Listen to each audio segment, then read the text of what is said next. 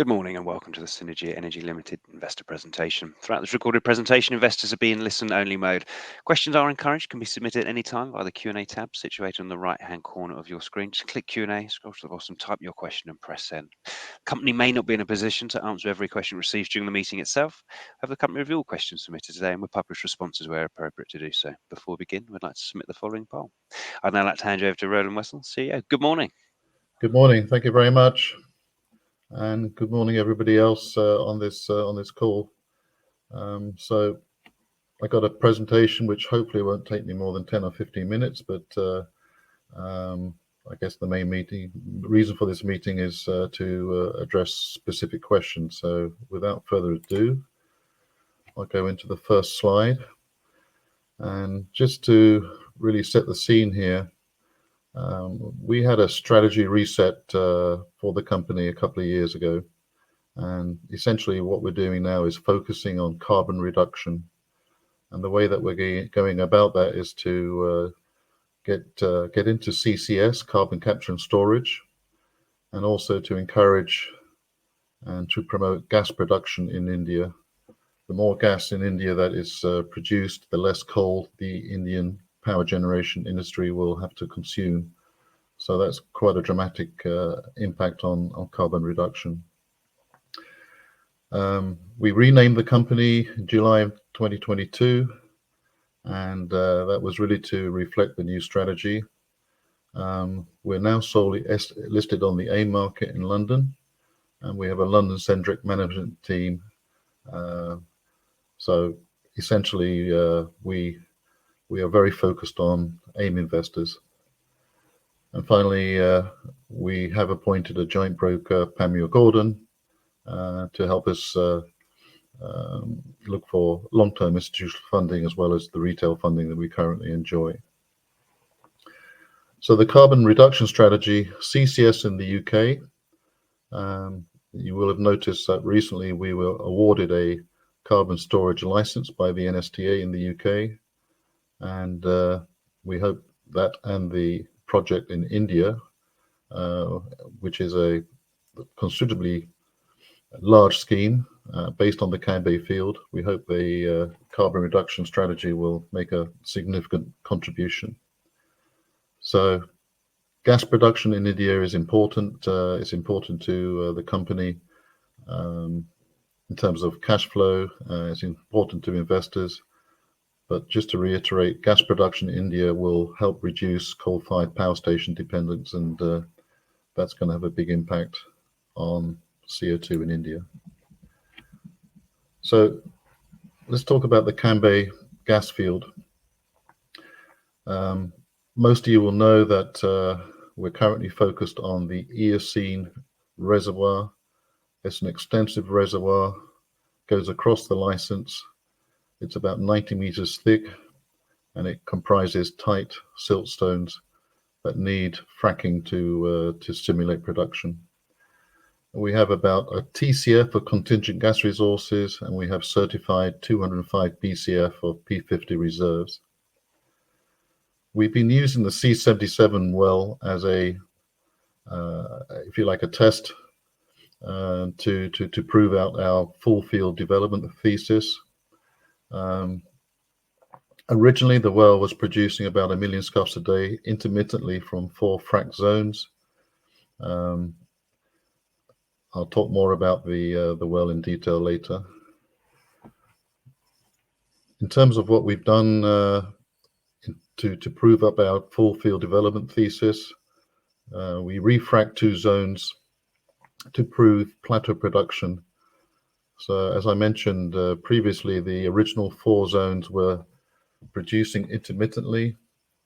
And since we did the refrac, we've been able to establish plateau production, even without artificial lift. Now, the Eocene does produce about 40 barrels of condensate for every 1 million scuffs of gas. So artificial lift is important.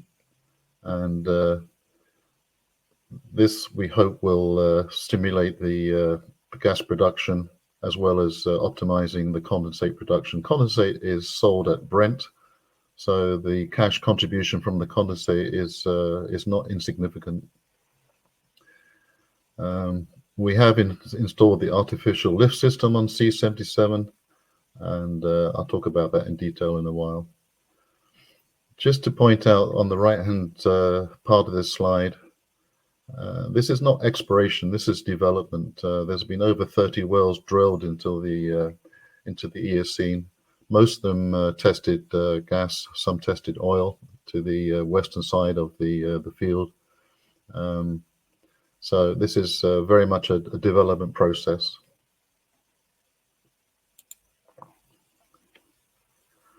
As I mentioned, we have about 205 BCF of P50 reserves, and if you were to extrapolate that at $15 per MCF, that theoretically could produce gross revenues of about $3 billion. So it's a significant resource here. We developed a 10-well model for illustration purposes, which would produce about 63 BCF. Having said that, if we want to fully exploit the reserves, we will need to drill over 30 wells. The refrac success proved the development methodology, and we get into what we will get from drilling new wells.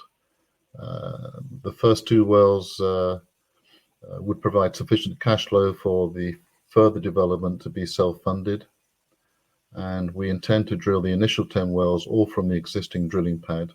So they would be horizontal fracked wells, all drilled from the same pad, using the same export pipeline. And the new wells will be not only horizontal, but multi-stage fracked, and the number of fracks per well will determine the initial production rates. Incidentally, having multi-stage fracks is very cost effective, because basically the majority of the cost for fracking is in the mobilization of the equipment. So the difference in cost between drilling 2 or 3 zones, fracking 2 or 3 zones, or fracking 10 or 15 zones is minimal. And finally, all the permits are in place and the surface facilities. So we're basically ready to go. So let's talk about the jet pump installation on the C77 well. On the left-hand side of this slide is a schematic of what we've installed. It looks complicated, but essentially we have a high-capacity triplex pump, which is powering the injection of fluid. In our case, it's water. It goes down the well inside the spaghetti tubing, and it goes through what's called a venturi, which creates low pressure, which essentially introduces the fluids in the wellbore inside the production tubing. So it's a continuously pumping system, and on the right hand side you can see the actual installation that we have at the moment on Cambay. Now this slide really tells you how it works. So if you look at the wellbore there, we have production tubing, and inside the production tubing we have IJ tubing. IJ tubing is small diameter jointed tubing.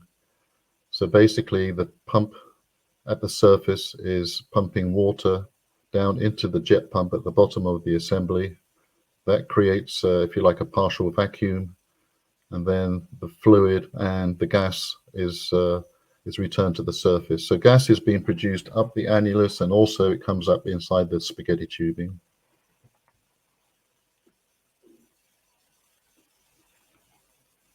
It's also important to note that the surface facilities will accommodate 3 or 4 jet pumps simultaneously. So for future wells, we already have the artificial lift system in place. So let's talk about the details of what's going on right now with the C77 well. And just to give you a backdrop, the C77 well has been on intermittent production since 2014, so it is partially depleted. And this well is being used very much to demonstrate the thesis for the full field development. So before the jet pump was installed, we were producing about 120,000 scuffs a day and about 4 barrels of condensate from zones 5 and 6. The original 4 zones were isolated by a bridge plug. So for the last 12 months, we've only been producing from the refract zones. And we know that we had a lot of fluid in the wellbore, which was inhibiting gas production. So when we installed the jet pump, we removed the bridge plug and we reconnected with the original 4 zones, zones 1 to 4. And the jet pump is basically connected now to 6 zones. So the refract zones and also the original 4 zones. To remind you, those 4 zones were only producing intermittently. They would produce for a period of time before the fluid loading would stop the gas production. The well was historically shut in for a period of a week, 10 days. Pressure would build up. Gas production would be resumed until the well killed itself again. So it was very much intermittent production and not the basis for a full field development.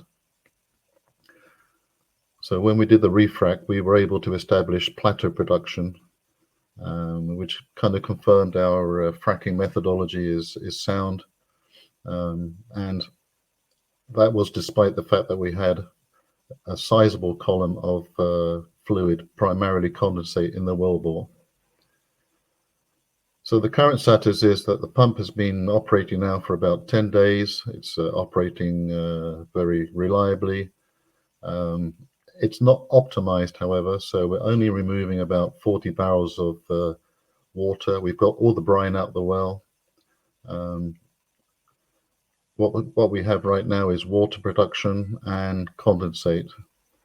And we're pretty sure that the water is coming from the original 1 to 4 zones, because the refract zones had almost no water production at all.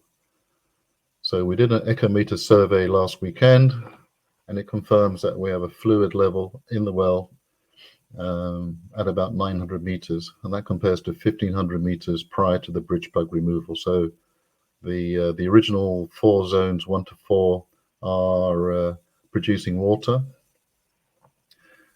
The pump is capable of removing that water, and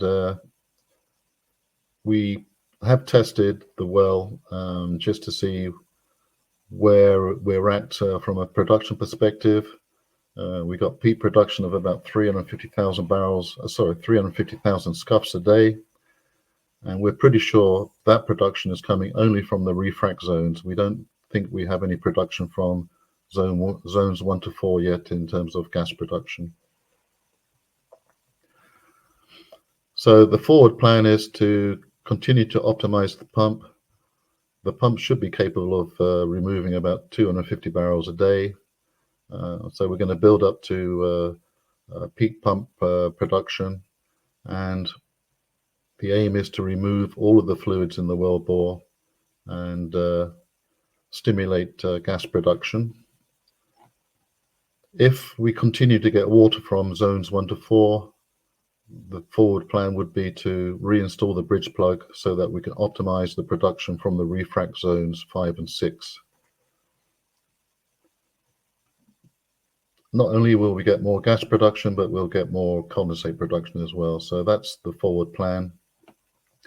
The pump is working as advertised.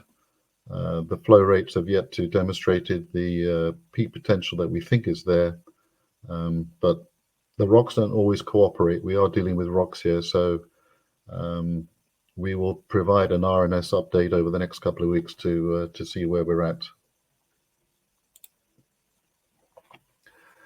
Moving on to the joint venture and the full field development. As advertised before via RNSs, where the discussions regarding a farm out agreement have been ongoing. Many people have asked, why has it taken such a long time? Well, you don't always get what you ask for, and it's our job to optimize shareholder value. So all I can say right now is that in recent weeks, discussions have intensified, and we have an increased likelihood of achieving a good joint venture arrangement. I don't have anything I can announce via RNS now, because until we actually sign up a letter of intent with the other party, we're not in a position to do that, but it's looking quite favorable. And the current program right now is to start the drilling campaign of new wells during the first half of 2024.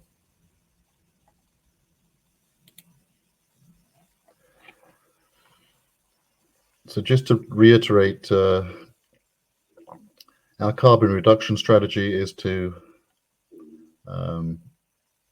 develop CCS projects and also to maximize gas production from the Cambay gas field. The Medway Hub CCS project in the UK is significant to us, and this is something that we spend a lot of time and effort pulling together. It's a project that aims to transport and store up to 7.5 million tons of CO2 per year. And it's a merchant scheme. It's a scheme that does not rely on government funding. It's a scheme whereby we hope to offer the emitters, which currently are 3 big power stations on the Isle of Grain, to offer those emitters a cost saving over the existing cost that they incur through the UK carbon allowance scheme. So for every ton of CO2 that is emitted, they have to pay either in cash or in allowances, credit allowances, approximately £45 a ton. And we believe that we can provide them with a significant cost saving through CCS. And this is a project that we're doing in conjunction with a very, very important and significant partner, Wintershall. Wintershall are a very large German company. Their parent company is BASF, and Wintershall has a carbon capture and storage commitment. They have projects in Norway with Equinor, Denmark with INEOS, and we are their UK CCS partner. Now, the CCS scheme at Cambay is just that. It's a scheme. It's not a project yet. But it's the first scheme that's been presented in India with an end-to-end solution. And the primary reason for this is that we have a formation below the Eocene called the Olpad Formation, which is about 1 kilometer thick. It goes across the entire field beyond the license, and it's capable of storing very, very significant quantities of CO2. So the scheme we presented is basically to transport and store CO2 from some 20 power stations in the Cambay vicinity. They're a mixture of coal-fired and gas-fired power stations, but they're currently emitting over 40 million tons per year of CO2. So this scheme, if it goes ahead, would be significant.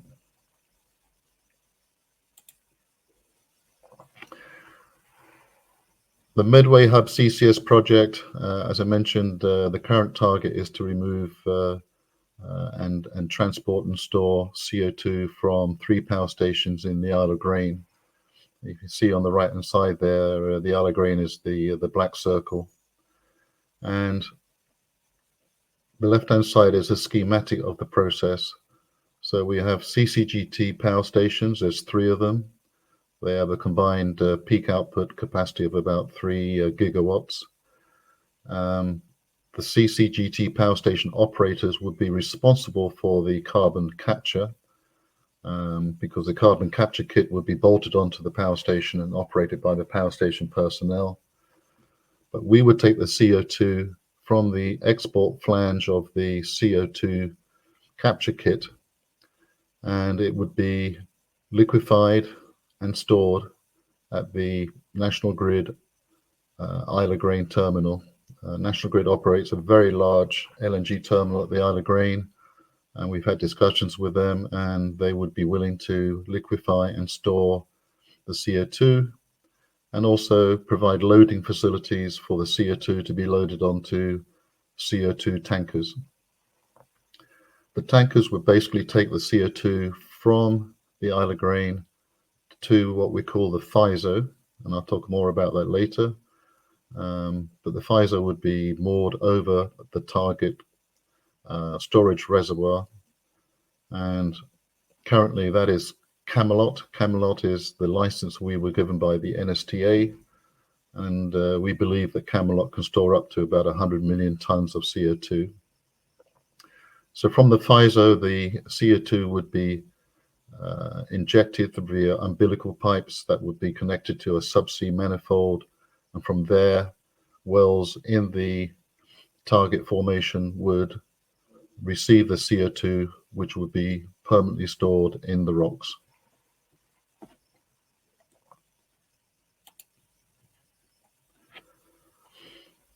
This is a scheme of the Cambay CCS project or scheme. I can't really call it a project yet because the regulatory framework in India does not exist. We're helping the regulators to develop that. The UK is somewhat ahead of India as far as that's concerned. But if you can see the blobs on the map on the right-hand side, the purple blob is the Cambay field. The black blobs are coal-fired power stations, and we're talking large coal-fired power stations, over 0.5 gigawatt of power capacity. And the red blobs or orange blobs are CCGT power stations.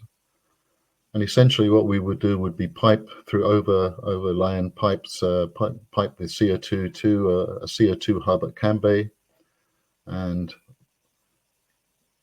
the CO2 would be injected into the OLPAD formation underneath the Cambay PSC.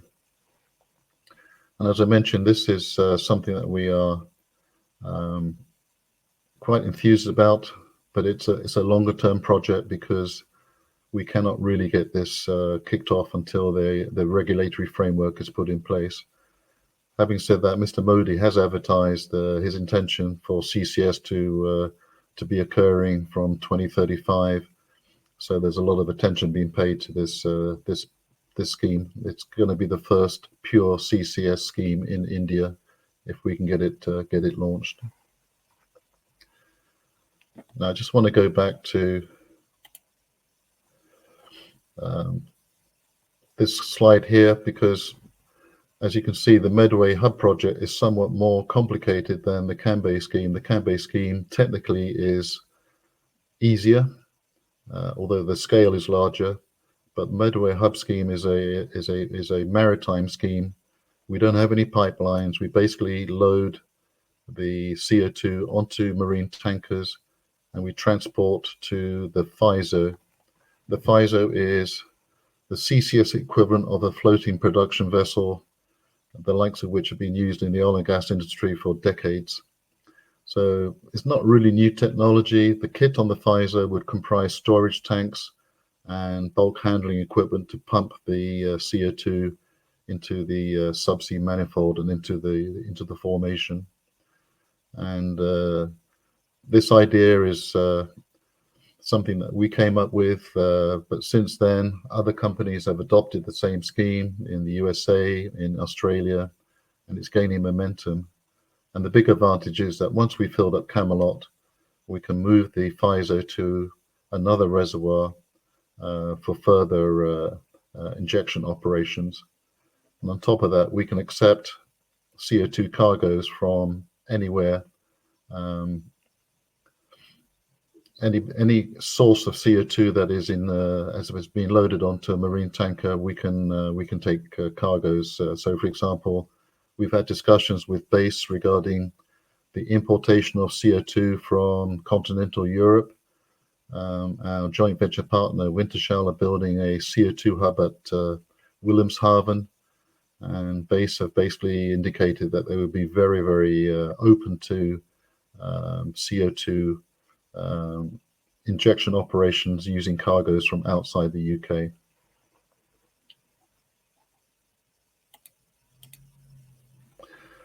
So I'm going to hand over for the Q&A session. That's fantastic, Roland. Thank you very much indeed for your presentation. Ladies and gentlemen, do please continue to submit your questions just using the Q&A tab situated on the right-hand corner of your screen. But just while the team take a few moments to review those questions submitted today, I'd like to remind you the recording of the presentation, along with a copy of the slides and the published Q&A, can be accessed via your investor dashboard. Roland, as you can see, we've had a number of questions come through from investors, both pre-submitted and during today's event.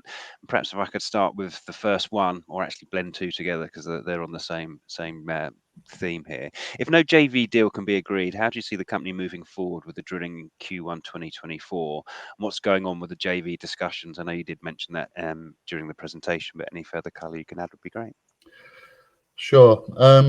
Obviously, we have a plan B, but our current preference is for a JV. The reason for that is it's obviously going to be enormously helpful for us to have a local partner that has the capacity to help us develop the Cambay field, and that capacity would be financial as well as operational. And we think is in the best interest of the shareholders to go down that road. As I mentioned before, the discussions are looking very promising, and we're hopeful that we can actually announce something in the near future with regards to a farm out arrangement for the Cambay field. But we do have a plan B. We have had discussions with other parties, but also we have a plan B which would potentially kick in the event that we're not able to arrive at a joint venture arrangement that makes sense for the company. We want to make sure that we maximize shareholder value, but at the same time, we're looking to get the funding that we require for the full field development. And as I said, things are looking quite promising on that front at the moment with regards to a farm out arrangement.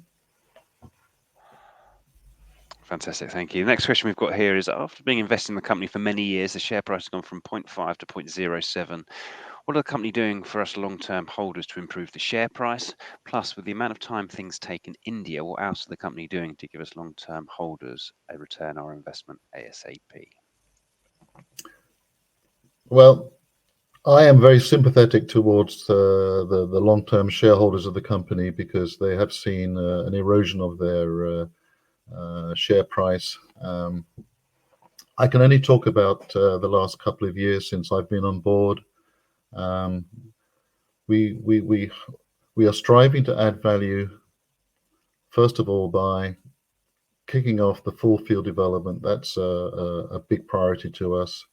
As I mentioned before, the C77 well is never going to make us rich. It's a semi-depleted well, but I think we've done sufficient groundwork to provide the basis for the full field development. We have new wells planned, and we think we have the complete engineering solution required for new wells to be productive and profitable, very profitable. So that's one area that we've been working very hard to try and provide an underpinning to increase the value of the stock of the company.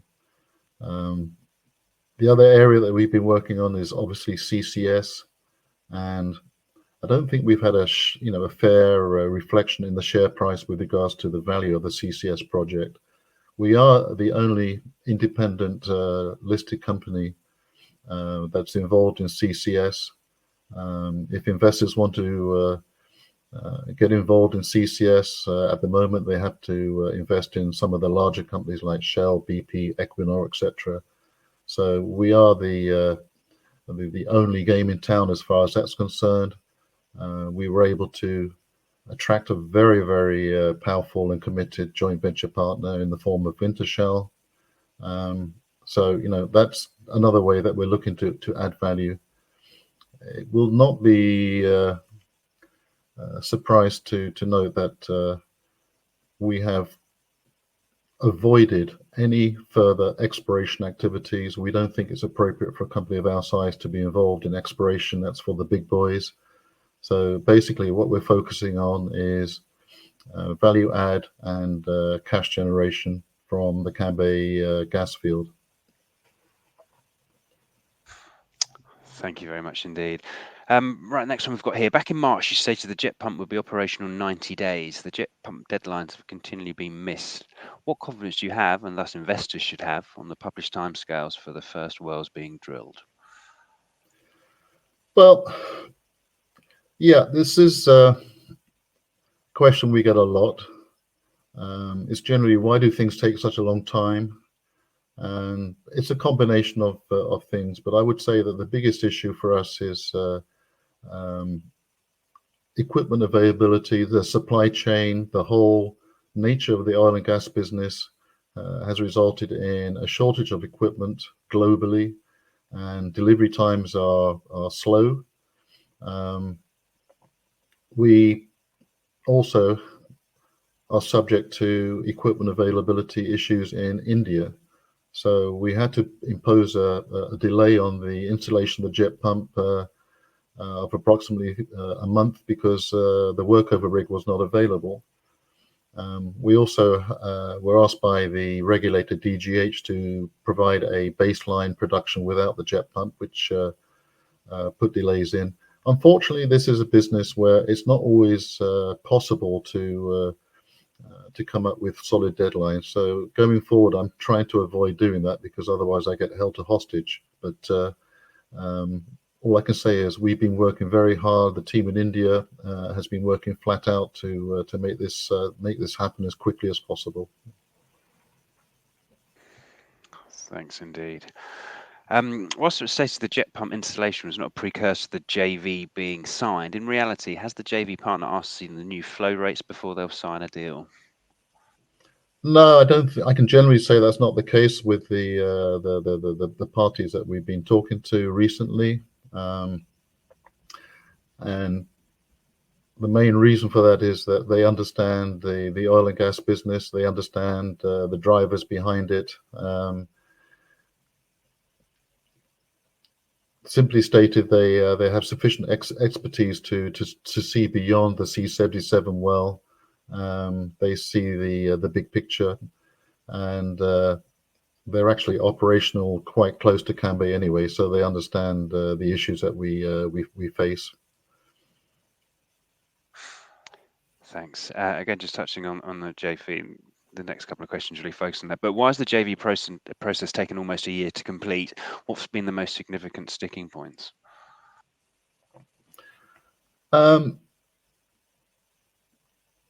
First of all, we have been dealing almost exclusively with Indian companies. To get interest from outside of India has been quite a stretch, and I think that's due to oil and gas companies not wanting to commit to a new area of operations where they don't necessarily have the local expertise, and there's potentially been some kind of reluctance for foreign companies to get involved, and this is an historical issue to do with tax issues of some of the foreign companies historically.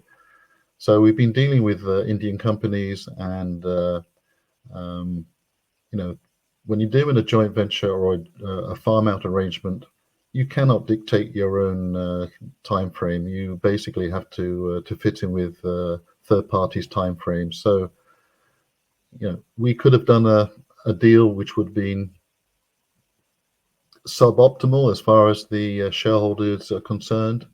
We're holding out for something that maximizes shareholder value, and at the same time gives us certainty of the commencement of the full field development. And at the end of the day, the full field development is job number one right now. We need to drill those new wells, boost production, and establish significant cash flow. And we believe the current discussions that we're having would lead to that end. So it's been worth waiting for. Thank you. In terms of the JV, are you still talking to multiple, i.e. more than one interested party, or is this just reduced to one interested party? We have more than one interested party. Thank you. On the 29th of September, you tweeted anticipated another 3 days before fluids are removed. Then 4 days later, on the 3rd of October, you tweeted C77H well is still cleaning up. Why is it that you appear never to be able to hit a self-imposed deadline, even over 3 days? Yeah. Again, this is to do with the fact that we're dealing with rocks, and rocks don't always cooperate. So we had an expectation that we could remove the calculated volume of fluid in the wellbore based on the pump's theoretical output capacity. That fluid has been pumped out, but we hadn't anticipated that we would have as much fluid as we're getting from the original 1 to 4 zones. So, this is the nature of the beast. We're dealing with geology here. We're dealing with rocks, and I didn't say that we were going to get all of the fluids out in that 3-day period.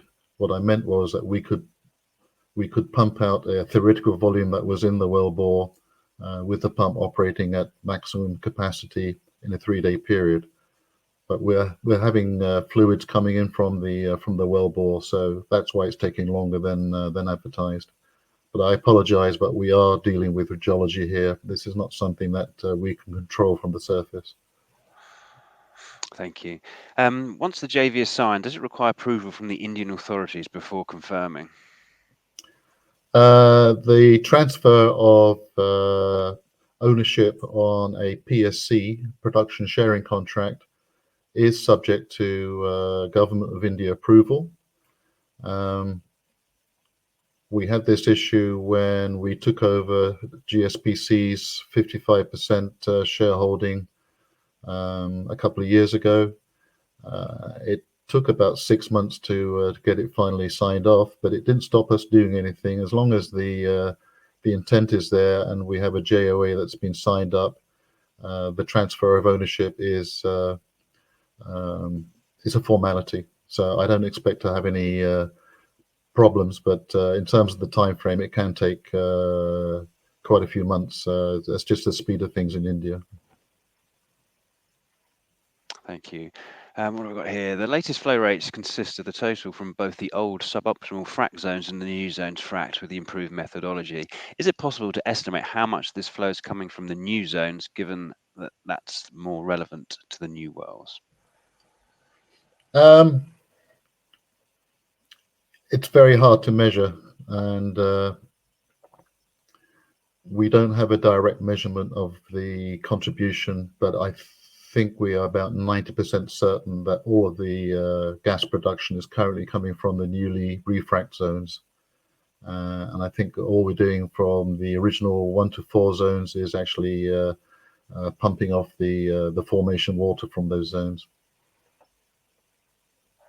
Thank you. Given that 77H is a partially depleted well, do the improved flow rates throw any light on what rates can be expected from the new wells drilled into virgin rock?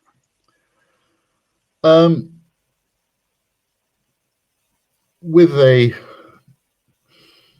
well that's been on production for such a long time, expectations should not be huge. But the reason we did the refrac was to understand what kind of plateau production we could get from newly fracked zones where the fracking was optimal. And I think we're pretty happy with the frack job that we did on zones 5 and 6.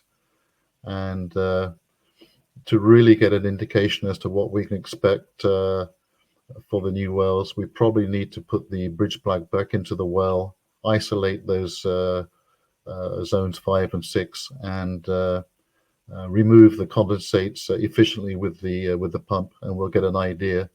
I don't want to throw out any numbers right now, but um, based on what I said before about fracking multiple zones, I'm pretty confident that new wells can have an initial production rate of between 4 and 6 million scuffs a day.